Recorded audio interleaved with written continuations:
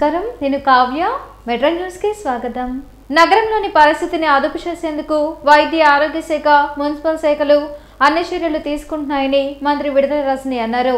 వాంతులు, విరేచనలతో చికిత్స పొందుతూ మృతి చెందిన పద్మ కుటుంబాన్ని మంత్రి పరామర్శించారు. శారదా కాలనీలోని మృతురాలి కుటుంబాన్ని పరామర్శించిన మంత్రి 5 లక్షల రూపాయల చెక్ను కుటుంబ సభ్యులకు అందజేశారు. కొన్ని ప్రాంతాల్లో ఉన్న ప్రత్యేక పరిస్థితుల మేరకు మెడికల్ క్యాంపులు ఏర్పాటు చేస్తున్నట్లు తెలిపారు. ప్రజలు ఆందోళన చెందకుండా ధైర్యం చెప్తూ అనారోగ్యంతో ఉన్న వారిని యూపీహెచ్సి లేదా జీజీహెచ్కు తరలిస్తున్నట్లు చెప్పారు. యుద్ధ ప్రాతిపదికన పైప్ లైన్లు చెక్ చేసి అవసరమైన చోట పైప్ లైన్ల మార్పుకు చర్యలు తీసుకుంటున్నామన్నారు. మృతి చెందిన మహిళా కుటుంబానికి మానవతా దృక్పథంతో 5 లక్షల రూపాయల చెక్కును అందజేసినట్లు తెలిపారు. కార్యక్రమంలో మేయర్ కావటి మనోహర్ నాయుడు, కమిషనర్ కీర్తి చేకూరి, డిప్యూటీ మేయర్ డైమండ్ బాబు తదితరులు పాల్గొన్నారు. మరి గత కొద్ది రోజులుగా కూడా వాంతులు, విరోచనాలతో ఏదైతే సిటీలో కొంతమంది మరి ఇబ్బంది పడడం జరుగుతూ ఉందో దానికి సంబంధించి పూర్తి స్థాయిలో కూడా వైద్య ఆరోగ్య శాఖ, అటు మున్సిపల్ డిపార్ట్మెంటు అందరం కూడా కలిసికట్టుగా పనిచేస్తూ ఇష్యూ వల్ల ఫేస్ చేస్తూ కానీ సఫర్ అవుతూ కానీ వచ్చినటువంటి ప్రతి ఒక్కరికి కూడా మెరుగైన వైద్య సేవలు అందిస్తూ ఈ శారదా కాలనీ కావచ్చు, ఐపీడీ నగర్ కావచ్చు, లాంచెస్టర్ కాలనీ కావచ్చు, ఈ అన్నిటికీ సంబంధించి కూడా చాలా పూర్తి స్థాయిలో కూడా ఒక అటెన్షన్ పే చేస్తూ మనం ముందుకు వెళ్తున్నాము. మీరు చూసినట్టయితే ఈ 3 కాలనీలకు సంబంధించి కూడా ఉన్నటువంటి అన్ని యూపీహెచ్సీలని మనము స్ట్రెంథెన్ చేసి అలాగే 7 క్యాంప్స్ కూడా కండక్ట్ చేసి ఇక్కడ ఉన్నటువంటి ప్రజలందరికీ కూడా అవగాహన కల్పిస్తూ ఓవరాల్గా మనం సిచ్యువేషన్ చూసినట్టయితే అన్ని విషయాల్లోనూ కూడా అన్ని డిపార్ట్మెంట్స్ అప్రమత్తంగా ఉన్నాయి. అందరం కూడా అప్రమత్తంగా పనిచేస్తున్నాము. ముందు కూడా ఇది ఈ సిచ్యువేషన్ ఎలా ఉన్నా కూడా పూర్తి స్థాయిలో అందరు బెస్ట్ ఎఫర్ట్స్ పెట్టి దీన్ని హ్యాండిల్ చేసి ప్రజలకు ఎటువంటి ఇబ్బంది లేకుండా చూసుకోవడానికి మేమంతా కూడా పనిచేస్తున్నాం. ప్రతి ఓటరు చైతన్యంతో మంచి నాయకులను ఎన్నుకునే విధంగా ఉండాలని ఎమ్మెల్సీ కేఎస్ లక్ష్మణరావు అన్నారు. బ్రాడీపేట ఎస్హెచ్ఓ కార్యాలయంలో ఓటర్లను చైతన్యపరుస్తూ ముద్రించిన కరపత్రాలను ఎమ్మెల్సీ కేఎస్ లక్ష్మణరావు ఆవిష్కరించారు. రాజకీయ వ్యవస్థలో మార్పు తెచ్చేలా ప్రతి ఒక్కరూ ఆలోచించాల్సిన అవసరం ఉందన్నారు. రానున్న ఎన్నికల్లో మంచి అభ్యర్థులను ఎన్నుకొని అవినీతి రహిత సమాజ నిర్మాణంలో పాలు పంచుకోవాలని కోరారు. కార్యక్రమంలో డాక్టర్ సేవాకుమార్ తదితరులు పాల్గొన్నారు. గుంటూరు నగరంలో డాక్టర్ సేవాకుమార్ గారు ఈరోజు ఆయన వాటర్ చైతన్యం కోసం ఓ పాంప్లెట్ని ముద్రించడం జరిగింది.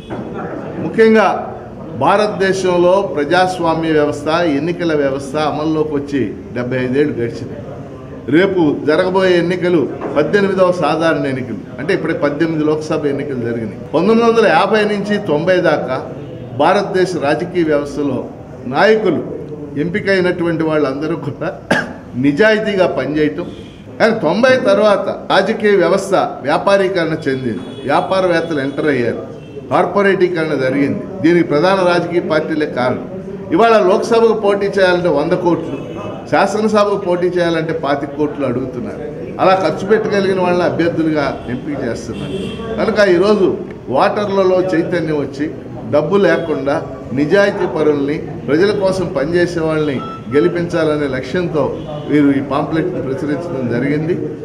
క్రమక్రమంగా ఈ చైతన్యం పెంచడానికి మనందరం కృషి చేయాల్సినటువంటి అవసరం ఉందని చెప్పి తెలియజేస్తూ, ఓటరు చైతన్యమే ప్రధాన లక్ష్యంగా ఓటరులారా ఓటు వేయబోయే ముందు ఆలోచించండి అనే నినాదంతో ఈ కరపత్రాన్ని ప్రచురించడం జరిగింది. ఈ కరపత్రం యొక్క ముఖ్య ఉద్దేశం ఓటర్ని చైతన్యవంతుల్ని చేయడం ద్వారా మంచి అభ్యర్థులకు ఓటేసి ప్రజాస్వామ్య పరిరక్షణకి దోహదపడే వ్యక్తుల్ని ఎన్నికల్లో ఎన్నుకునే విధంగా ప్రజల్లో చైతన్యం తీసుకురావడమే లక్ష్యంగా ఈ కరపత్రం ప్రచురించడం జరిగింది. ఈ కరపత్రాన్ని గుంటూరు నగరంలో ప్రతి ఒక్క ఇంటికి కూడా పంపించడం జరుగుతుంది. ప్రజలు పూర్తిగా చదివి వాస్తవ పరిస్థితుల్ని అర్థం చేసుకుని రాబోయే ఎన్నికల్లో ప్రజాస్వామ్య పరిరక్షణకు మీరంతా నడుం బిగించాలని నేను కోరుతూ ఉన్నాను. శ్రీ భగవాన్ వ్యాస మహాముని గణపతి విగ్రహ ప్రతిష్ఠ కార్యక్రమం వైభవంగా జరిగింది.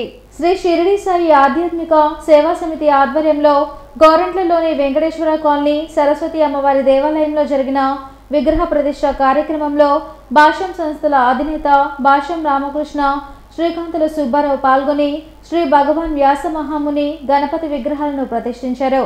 ప్రతిష్ఠించిన విగ్రహాలకు పూజలు చేసి విద్యార్థులకు జ్ఞానంతో కూడిన విద్యను అమ్మవారు ప్రసాదిస్తారనే ఉద్దేశంతో ఈ కార్యక్రమాన్ని చేపట్టనున్నట్లు తెలిపారు. కార్యక్రమంలో కమిటీ సభ్యులు ఓరుగంట విశ్వనాథం, శ్రీధర్, గోలి శ్రీనివాసరావు, వాణి సుజాత, లలిత ప్రసాద్ తదితరులు పాల్గొన్నారు. వసంత పంచమి సందర్భంగా ఎంతో మందికి అక్షరాభ్యాసం చేస్తే జ్ఞాన సరస్వతి సమక్షంలో ఎంతో మందికి అక్షరాభ్యాసం చేస్తున్న సందర్భంగా ప్రత్యేకంగా వ్యాస మహర్షిని వినాయకుల విగ్రహాలని ఆవిష్కరించి వాళ్ళ ఆశీస్సులతో ఎంతోమంది విద్యార్థులు గొప్ప స్థాయికి ఎదగాలనే ఉద్దేశంతో ఈ ఆలయ కమిటీ మెంబర్స్ మొత్తం ఈ కార్యక్రమం చేపట్టారు. దీనికి వీళ్ళు చేసే కృషికి మరి అందరం రుణపడి ఉంటాం. విద్యార్థులు వాళ్ళ పిల్లలందరికీ కూడా మంచి విద్యాబుద్ధులు వచ్చే విధంగా అందరూ ఆశీస్సులు అందజేస్తున్నారని కూడా ఆశిస్తూ పిల్లలందరూ చక్కగా ఎదగాలని కోరుకుంటున్నాను. ఈ నెల 18వ తేదీన జరిగే ఏపీఎస్సీ గ్రూప్ 2 పరీక్షలపై జరిగే ఉచిత అవగాహన సదస్సులో అభ్యర్థులు పెద్ద సంఖ్యలో పాల్గొనాలని ఎమ్మెల్సీ కేఎస్ లక్ష్మణరావు పిలుపునిచ్చారు. డివైఎఫ్ఐ ఎస్ఎఫ్ఐ ఆధ్వర్యంలో జరగనున్న ఉచిత అవగాహన సదస్సు వాల్ పోస్టర్ను సిపిఎం కార్యాలయంలో ఎమ్మెల్సీ లక్ష్మణరావు ఆవిష్కరించారు. ఏసీ కాలేజ్లో జరిగే సదస్సులో ఫిబ్రవరి 25వ తేదీన జరగనున్న ప్రిలిమినరీ పరీక్షలకు సంబంధించిన సిలబస్, ప్రిపేర్ అయ్యే విధానంపై చర్చ జరుగుతుందని తెలిపారు. సదస్సు అనంతరం అభ్యర్థులకు భారత సమాజం, ఆంధ్రుల చరిత్ర, ఆంధ్రప్రదేశ్ ఆర్థిక వ్యవస్థ పుస్తకాలను ఉచితంగా పంపిణీ చేయనున్నట్లు చెప్పారు. Andhra Pradesh public service commission group 2 సర్వీసులకు సంబంధించి 900 పోస్టులతో నోటిఫికేషన్ విడుదల చేసింది. ఈ పరీక్షలో ఎంఆర్ఓలు, మున్సిపల్ కమిషనర్లు, సబ్ రిజిస్ట్రార్లు మొదలైన పోస్టులు ఉంటాయి. ఈ పరీక్షకు సంబంధించి ప్రిలిమినరీ పరీక్ష ఫిబ్రవరి 25న జరగబోతుంది. మెయిన్స్ పరీక్ష బహుశా ఎన్నికల తర్వాత జరుగుతుంది. ఈ ప్రిలిమినరీ పరీక్ష, మెయిన్స్ పరీక్ష సంబంధించి అభ్యర్థులకి అవగాహన కలిగించడానికి ఎస్ఎఫ్ఐ, డివైఎఫ్ఐ ఈ 2 సంస్థల ఆధ్వర్యంలో రేపు 18వ తేదీ ఆదివారం ఉదయం 10 గంటలకి ఏసీ కాలేజ్, ఆంధ్ర క్రిస్టియన్ కళాశాల అసెంబ్లీ హాల్లో ఒక అవగాహన సదస్సు ఏర్పాటు చేయడం జరిగింది. ఈ అవగాహన సదస్సులో అభ్యర్థులకి సిలబస్, పరీక్షకు ప్రిపేర్ అయ్యే విధానం, అలాగే ప్రామాణికమైన పుస్తకాలు మొదలైన అంశాలను వివరించడమే కాకుండా వచ్చిన అభ్యర్థులందరికీ కూడా ఈ సిలబస్లో ఉన్న భారత సమాజం అనే టాపిక్కు సంబంధించి ఒక 128 పేజీల పుస్తకం, ఆంధ్రుల చరిత్ర, ఆంధ్రప్రదేశ్ ఆర్థిక వ్యవస్థకు సంబంధించి ఒక 100 పేజీల పుస్తకం, ఈ 2 పుస్తకాలు కూడా ఉచితంగా ఇవ్వబడతాయి. అందువల్ల గుంటూరు నగరంలోను, గుంటూరు చుట్టుపక్కల ఉన్నటువంటి అభ్యర్థులందరూ కూడా ఈ అవకాశాన్ని ఉపయోగించుకోవాలని, ఈ అవగాహన సదస్సుకి హాజరై ఈ పరీక్షకు సంబంధించి తమకు ఉన్నటువంటి సందేహాలను నివృత్తి చేసుకోవాలని చెప్పేసి హృదయపూర్వకంగా కోరుతున్నాం. ఎస్ఎఫ్ఐ ఆధ్వర్యంలో గ్రూప్ 2 ప్రిపేర్ అవుతున్న అభ్యర్థుల కోసం సదస్సు నిర్వహించడం జరుగుతూ ఉంది. ఈరోజు గ్రూప్ 2 ప్రిపేర్ అవుతున్న అభ్యర్థులకి సిలబస్ ఎక్కువగా ఉన్న నేపథ్యంలో వాళ్ళు ఏ విధంగా ఈజీగా ఉద్యోగం సంపాదించడానికి కానీ ఎట్లా ప్రిపేర్ అవ్వడానికి తెలియజేయడం కోసం డివైఎఫ్ఐ ఆధ్వర్యంలో ఇటువంటి సదస్సులు నిర్వహిస్తూ ఉంటాం. కాబట్టి ఈ సదస్సులకి హాజరవడం ద్వారా నిరుద్యోగులు ఇప్పుడు ఉండాల్సినటువంటి తక్కువ టైంలో కొత్తగా వచ్చినటువంటి సిలబస్లో మంచి మార్కులు తెచ్చుకునే దానికోసం రేపు వచ్చే ఆదివారం 18వ తారీఖున ఏసీ కళాశాలలో ఉదయం 10 గంటలకు జరిగేటువంటి సదస్సులో నిరుద్యోగ యువకులంతా అదేవిధంగా గ్రూప్ 2 ప్రిపేర్ అభ్యర్థులు మొత్తం కూడా పాల్గొని జయప్రదం చేయాలని చెప్పి మేము కోరుతాం. మాజీ ముఖ్యమంత్రి దామోదర సంజీవయ్య 103వ జయంతి వేడుకలు దళిత సంఘాల ఆధ్వర్యంలో జరిగాయి. లాడ్జి సెంటర్లోని అంబేద్కర్ విగ్రహం వద్ద మాజీ ముఖ్యమంత్రి దామోదర సంజీవయ్య చిత్రపటానికి పూలమాలలు వేసి నివాళులర్పించారు. మొట్టమొదటి దళిత ముఖ్యమంత్రిగా దామోదర సంజీవయ్య ప్రజలకు అనేక సేవలు అందించారన్నారు. ఉద్యోగులు, ఉపాధ్యాయులకు పెన్షన్ సౌకర్యాన్ని కల్పించడమే కాకుండా అనేక అభివృద్ధి కార్యక్రమాలకు శ్రీకారం చుట్టారన్నారు. కార్యక్రమంలో చిన్నం డేవిడ్ విలియమ్స్, పిల్లి రాజు, బండ్లమూడి స్టాలిన్ బాబు, ఆనంద్, రమేష్ తదితరులు పాల్గొన్నారు.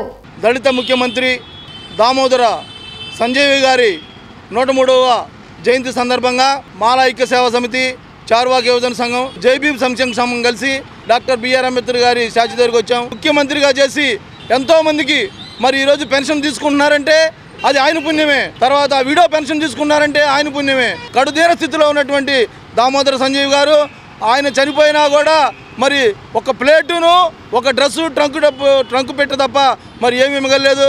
మరి అలాంటి నీతి నిజాయితీగా ఉన్నటువంటి దళిత ముఖ్యమంత్రి మరి మొదటి ముఖ్యమంత్రి దామోదర సంజయ్ గారికి మరి ఈరోజు జయంతి సందర్భంగా మీ అందరికి కూడా హృదయపూర్వక నీళ్ళు జైభీం తెలియజేస్తాను.